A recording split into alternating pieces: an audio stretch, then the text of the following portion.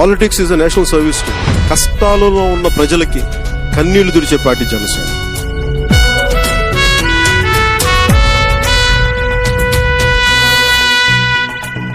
దేశ సేవనే ప్రథమ లక్ష్యమని దేశభక్తులను తయారు చేస్తూ బలహీనులకు భుజముకాయమని బోధిస్తున్న జెండరా.